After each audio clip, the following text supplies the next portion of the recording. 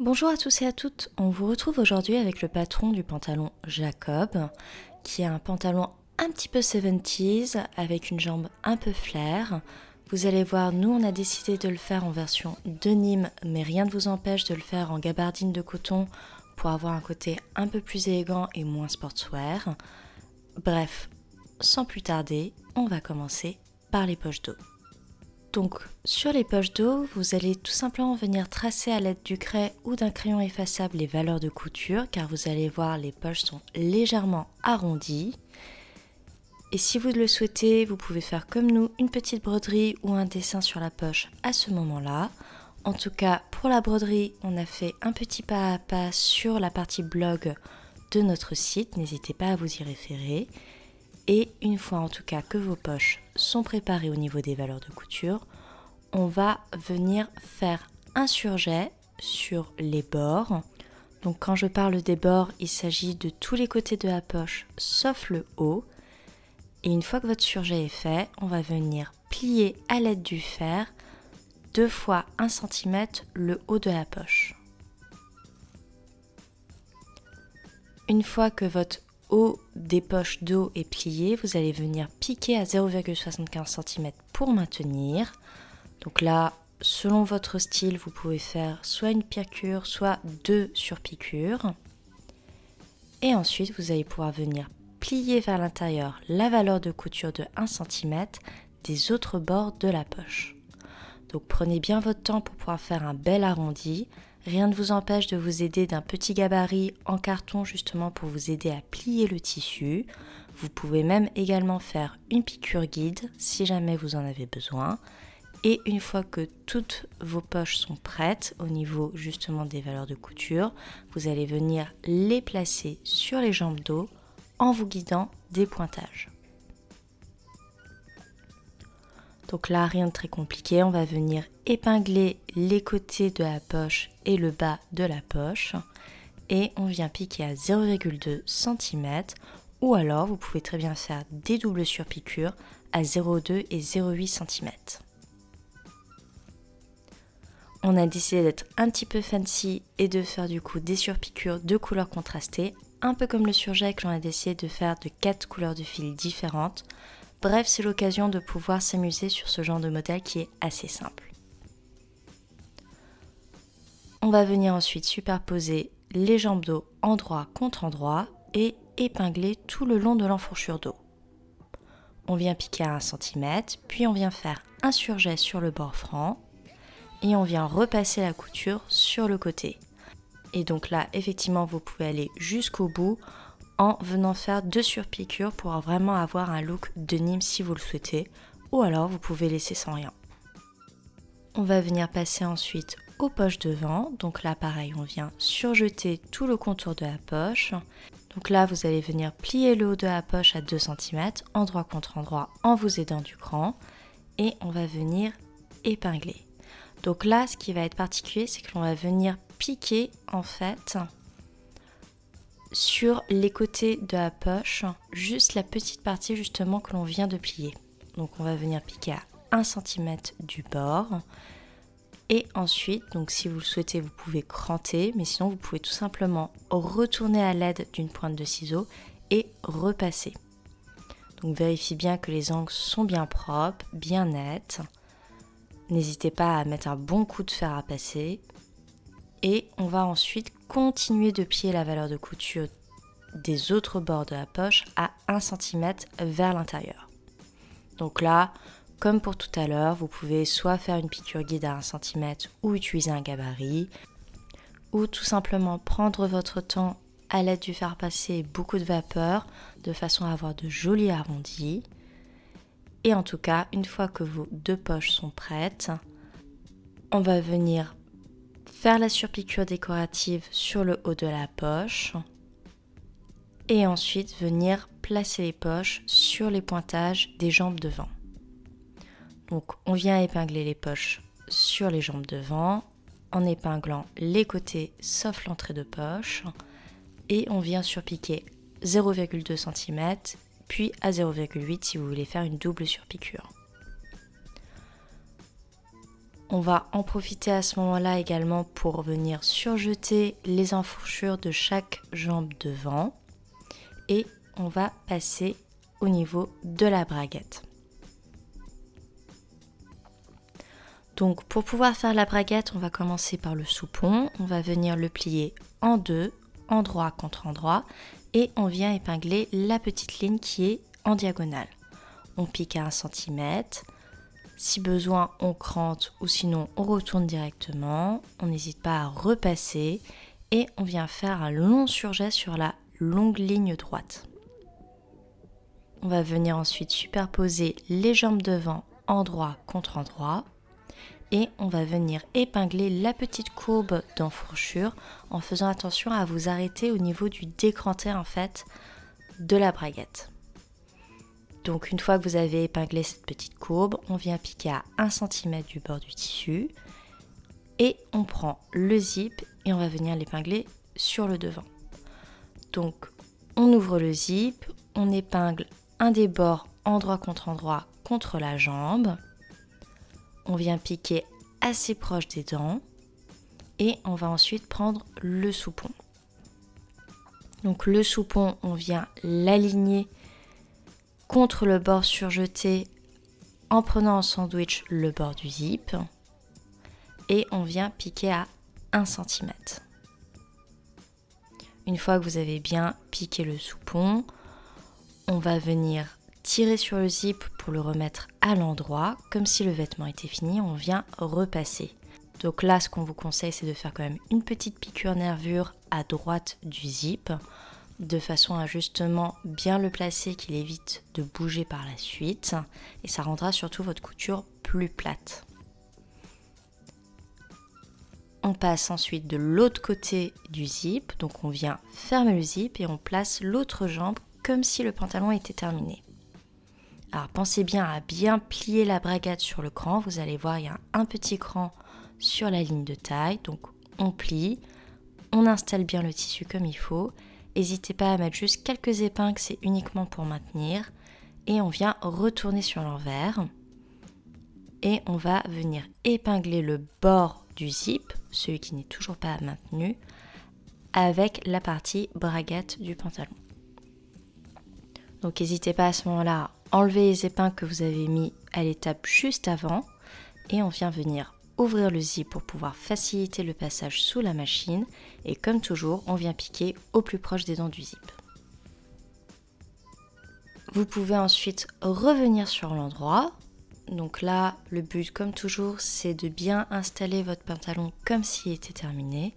Et on va en profiter pour tracer le couteau. Donc le couteau, c'est la petite surpiqûre que l'on a qui permet justement de repérer la braguette.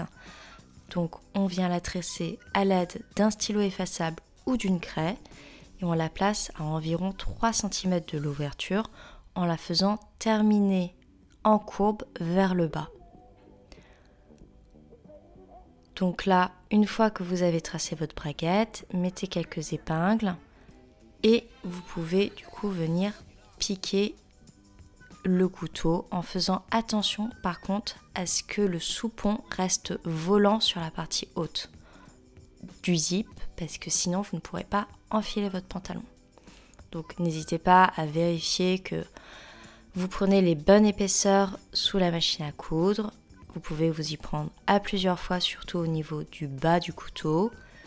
Et faites attention au moment où vous passez sur le zip à ne pas casser votre aiguille de machine. Vous pouvez tout à fait faire une bonne piqûre de maintien sur le bas justement du couteau de façon à avoir une couture bien solide. Vous pouvez même la renforcer à la main si vous le souhaitez. Et une fois que vos jambes devant sont prêtes, on va pouvoir venir superposer les jambes dos par-dessus, endroit contre endroit, et on va venir épingler la ligne intérieure de jambe.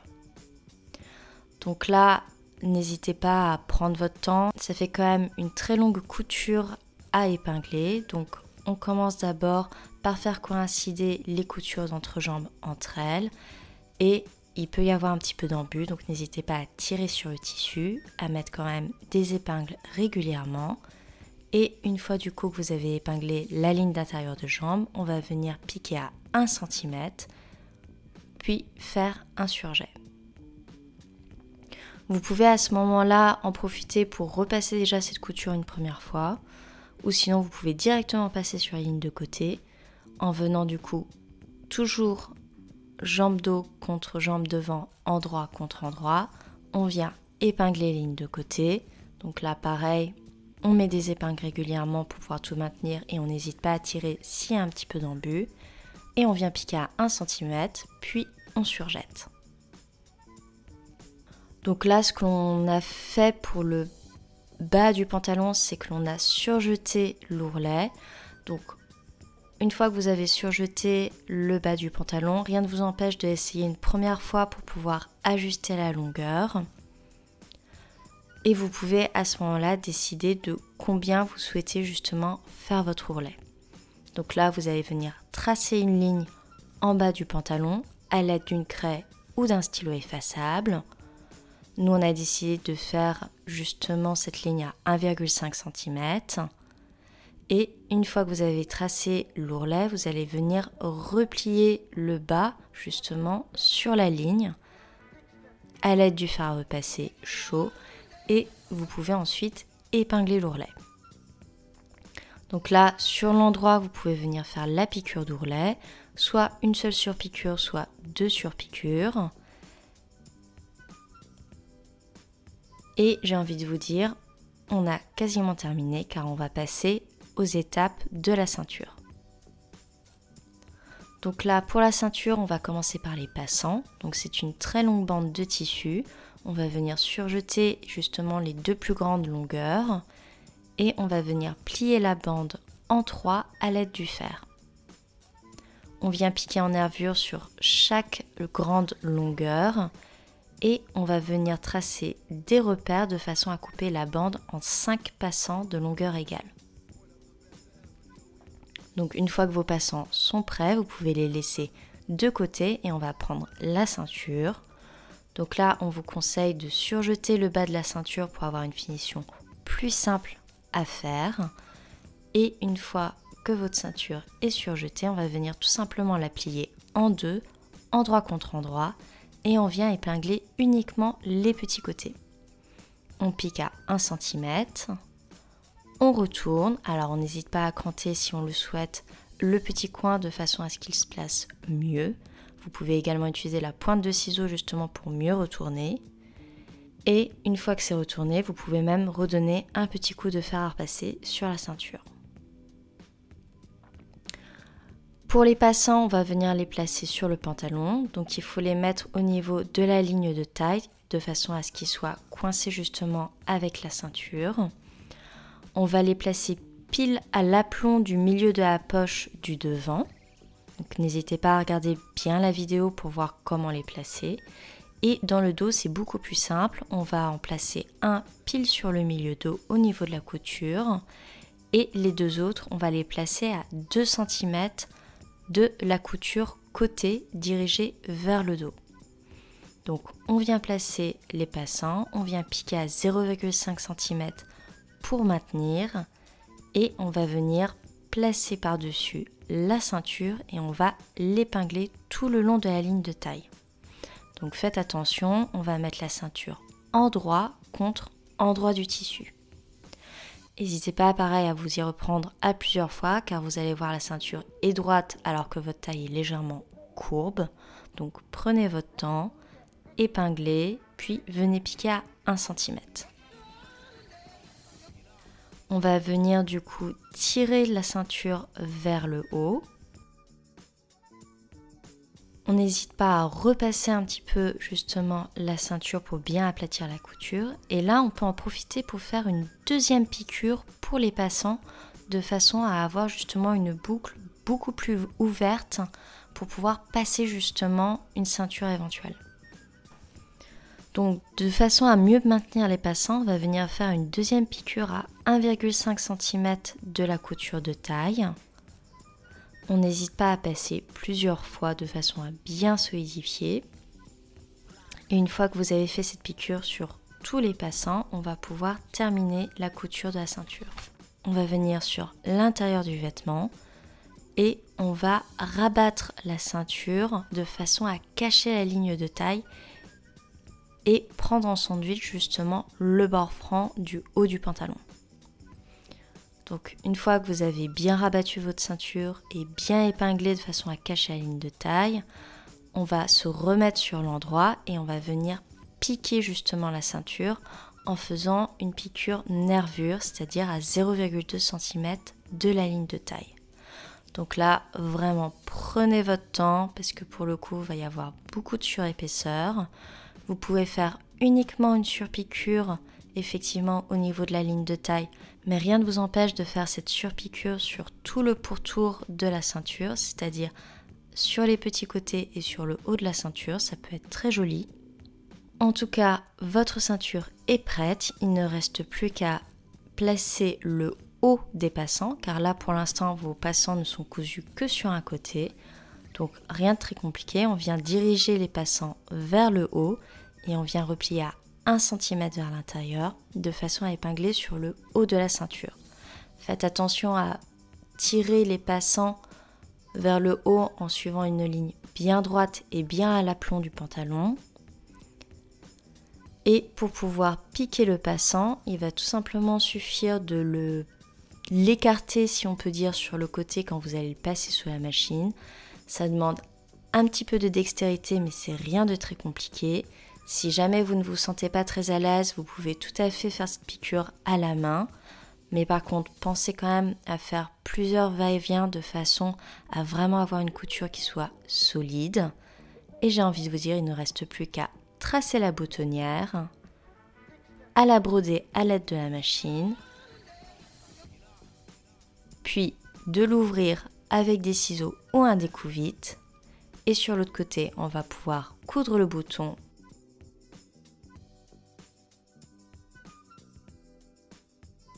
puis l'étiquette et tada, vous avez fini Jacob.